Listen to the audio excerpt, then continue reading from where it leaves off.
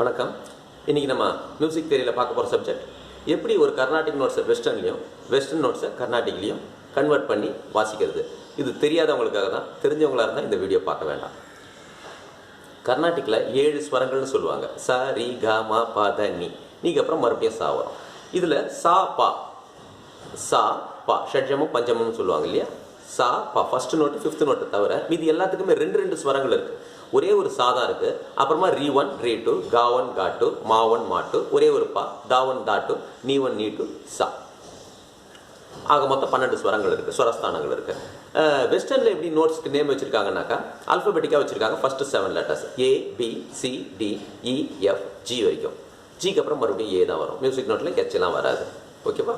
சரி.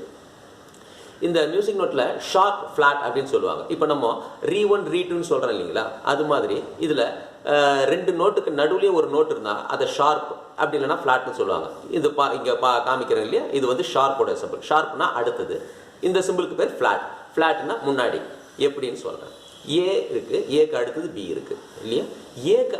ஏக்கும் பிக்கும் நடுவுலையும் ஒரு சவுண்ட் இருக்குது. அந்த சவுண்டை என்ன சொல்லுவாங்க அப்படின்னாக்கா ஏ ஷார்ப்னு சொல்லுவாங்க. ஏக்கு அப்புறமா இருக்கிறதால அந்த ஏ ஷார்ப்னு சொல்லுவாங்க. அதே சவுண்டு அதே நோட்டை பிக்கு முன்னாடி இருக்கிறதால பி ஃப்ளாட் அப்படின்னு சொல்லலாம். இதை என் ஹார்மோனிக் நோட்ஸ்ன்னு சொல்லுவாங்க. அது ஒரே நோட்டுக்கு 2 பேர். ஏக்கு அப்புறமா இருக்கிறதால ஏ ஷார்ப், பிக்கு முன்னாடி இருக்கிறதால பி ஃப்ளாட். அதாவது ஏக்கு பிக்கு நடுவில் ஒரு சவுண்டு இருக்குது. ஓகேவா? சரி. பிக்கு அடுத்தது என்ன இருக்குன்னு பார்த்தோன்னா பிக்கு ஷார்ப் கிடையாது. அதாவது பிக்கு அடுத்த நோட்டே அடுத்த சவுண்டு சி தான். அப்போ பிக்கு ஷார்ப் கிடையாது. சிக்கு அடுத்தது என்ன இருக்குன்னு பார்த்தீங்கன்னா சிக்கு டிக்கு நடுவில் சி ஷார்ப் இருக்குது ஆர் டி ஃப்ளாட்னு சொல்லலாம். சரி. டிக்கு ஈக்கு நடுவில் D sharp or E flat. ஈக்கு அடுத்தது என்ன இருக்குன்னு பார்த்தோம்னாக்கா ஈக்கு அடுத்தது எஃப் தான் இருக்குது. ஈக்கு ஷார்ப் கிடையாது. ஸோ ஈக்கும் பிக்கும் ஷார்ப் கிடையாது. பிஇ ஞாபகம் வச்சுங்க, இல்லை இபி இப்படி வேணால் ஞாபகம் வச்சுக்கலாம். சரி. ஈக்கு ஷார்ப் கிடையாது. அடுத்த நோட்டு எஃப். எஃப்க்கு ஜிக்கு நடுவில் இருக்க நோட்டை எஃப் ஷார்ப் ஆர் ஜி ஃப்ளாட்னு சொல்லலாம்.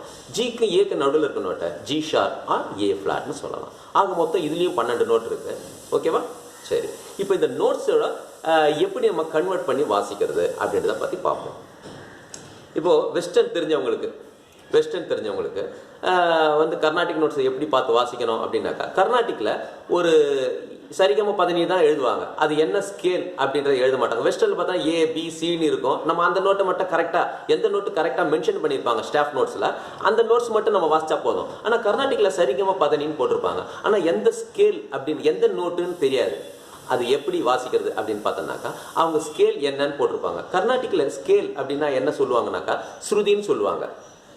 சி தான் 1 ஸ்ருதின்னு சொல்லுவாங்க. ஒரு கட்டன்னு சொல்லுவாங்க இல்லையா. அதுதான் சிக்கு அப்புறமா சி ஷார்ப் 1.5 கட்டன்னு சொல்லுவாங்க. டி 2, டி ஷார்ப் 2.5, இ 3, 3க்கு அடுத்தது 4, 3.5 கிடையாது. கர்நாடிக்கில் 3.5 ஸ்ருதின்னு சொல்ல மாட்டாங்க. 3க்கு அடுத்தது 4, 4க்கு அப்புறமா 4.5 வந்து எஃப் ஷார்ப். அப்புறமா ஜி வந்து 5, ஜி ஷார்ப் 5.5, ஏ 6, ஏ ஷார்ப் 6.5, அதாவது பி ஃப்ளாட் 6.5. அதுக்கப்புறமா பிக்கு ஏ ஷார்ப்புக்கு அப்புறமா என்ன வருது? பி தான் வருது இல்லையா. பி வந்து 7, 7க்கு அப்புறமா 7.5 கிடையாது. எடுத்து மறுபடியும் 1 தான் சொல்லுவாங்க இல்லையா. இப்போ இப்படி 1 2ன்னு சொன்னேன் இல்லையா, ஸ்ருதின்னு சொன்னேன் இல்லையா, அதை தான் ஸ்கேல்னு சொல்லுவாங்க. அதாவது ஒரு ஸ்ருதி அப்படின்னா சி தான் ஸ்கேல், சியை தான் சான்னு வச்சுக்கணும். ஓகேவா? இப்போ கர்நாடிக்லேருந்து வெஸ்டர்னுக்கு எப்படி கன்வெர்ட் பண்ணுறதுன்னு பார்ப்போம். இப்போ கர்நாடிக்கில் ஏதாவது ராகம்னு இருக்குது. ராகம்னா என்னன்னாக்கா ஒரு ராகம் அப்படின்னாக்கா அசெண்டிங் அண்ட் டிசெண்டிங் ஒரு குறிப்பிட்ட ஸ்வரங்களை மட்டும் எழுதி அதுக்கு ஒரு பேர் கொடுத்துருக்காங்க. அதை தான் ராகம்னு சொல்லுவாங்க. உதாரணமாக ஒரு ராகத்துக்கு அசெண்டிங் அண்ட் டிசெண்டிங் இருக்கும். ஆரோகணம் அவரோகணம். இந்த சங்கராபரணம்னு ஒரு ராகம் இருக்குது. அந்த ராகத்துக்கு அசெண்டிங் அண்ட் டிசெண்டிங் என்ன? ஆரோகணம் அவரோகணம்னாக்கா சா ரீ 2 கா 2 மா 1 பா தா 2 நீ 2 சா. திருப்பி வரும்போது அதே தான். சா நீ 2 தா 2 பா மா 1 கா 2 ரீ 2 சா. அதே அசெண்டிங்னா போதும், அதே தான் டிசெண்டிங்லேயும் வருது. இப்போ பார்ப்போம். இப்போ சி ஸ்கேலில் வாசிக்கணும் 1 ஸ்ருதியில் அப்படின்னு சொன்னாங்கன்னா என்ன பண்ணணும்னா சி தான் 1ன்னு சொல்லிட்டேன். சியை சான்னு வச்சுக்கணும். பக்கத்தில் இருக்க கீயை கவுண்ட் பண்ணணும். ரீ 1 ரீ 2 கா 1 கா 2 கவுண்ட் பண்ணிகிட்டே போங்க. அதில் எது வருதோ நம்மளுக்கு எந்த ஸ்வரம் மேலே தேவைப்படுதோ அதை மட்டும் நோட் பண்ணிக்க. அப்போ சி ஸ்கேலில் வாசிக்கும் போது இந்த ஸ்வரங்கள் தான் வரும் அப்படின்னு தெரியும். இப்போ பாருங்க, சா வந்து சி ஸ்கேலில் வாசிக்க போகிறோம் அப்படின்னாக்கா 1 ஸ்ருதியில் வாசிக்க போகிறோம்னா சியை சான்னு வச்சுக்கணும். சரி. ரீ 1 தேவையில்லை, ரீ 2 அப்போ சி ஷார்ப் தேவையில்லை, டி எழுதிக்கணும்.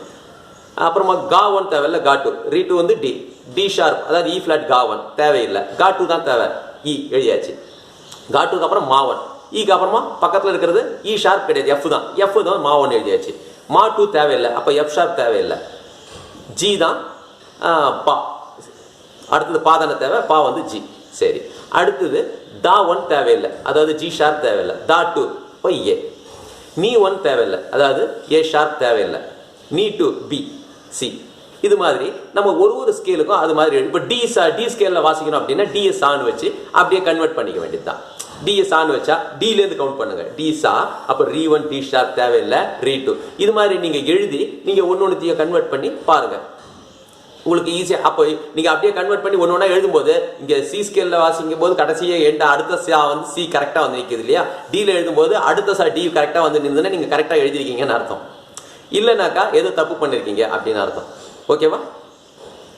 இது மாதிரி ஸ்வரங்களை நீங்கள் கன்வெர்ட் பண்ணிக்கலாம், எந்தெந்த ஸ்வரங்கள் வருதுன்னுட்டு. அதாவது இப்போ ஜி ஸ்கேல்னு வச்சிங்களேன், வேற ராகத்தில் இப்போ சங்கராபரண ராகம் தான் நம்மளுக்கு மேஜர் ஸ்கேல். அதனால நீங்கள் எழுதும்போது ஜி ஸ்கேல் எழுதும்போது கரெக்டாக 1 ஷார்ப் வரும். இதே வேற ராகம்னாக்கா வேற நோட்ஸ் வரும். அப்போ நீங்கள் வந்து இன்னும் ஜி மேஜர் ஸ்கேல் தானே, இது இந்த ஸ்வரங்கள்லாம் வருது, ஜி எஃப் ஷார்ப் வருது, சி ஷார்ப் வருது, ஏ ஷார்ப், இது மாதிரி நீங்கள் நினைக்கக்கூடாது. ஏன்னா ராகம் பேஸ் பண்ணி பண்ணும்போது மாறி வரும். நம்ம வெஸ்டர்னுக்கும் கர்நாடிக் நோட்ஸுக்கும் அது வித்தியாசம் இருக்குது. ஓகேங்களா? புரியுதா? இப்போ அடுத்தது இந்த நோட்ஸோட வேல்யூஸ் பார்ப்போம்.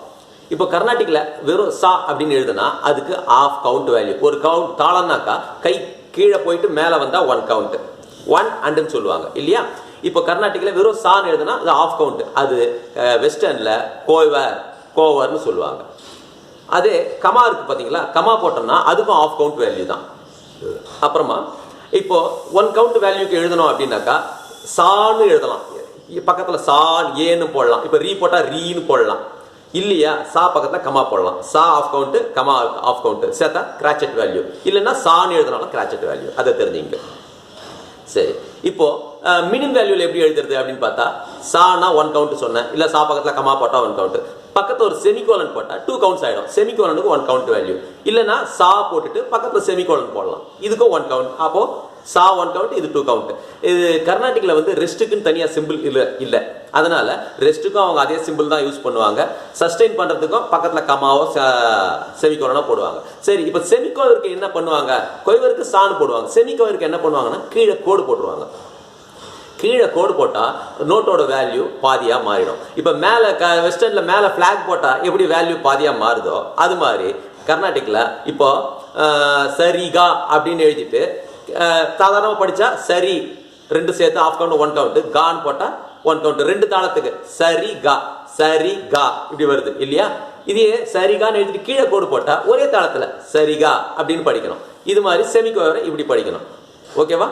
இப்போ செமி பிரேவ்ல எழுதின ஒரு நோட்டுனா என்ன பண்ணணும், சான்ற ஒரு நோட்டை சான்னு போட்டு பக்கத்தில் நான் 3 செமிகோலன் போட்டால் சா 1 கவுண்ட்டு, 3 செமிகோலனுக்கு 1 கவுண்ட், ஆக மொத்தம் 4 கவுண்ட்டு சஸ்டெயின் பண்ணணும், ஈக்குவல் டு செமி பிரேவ்.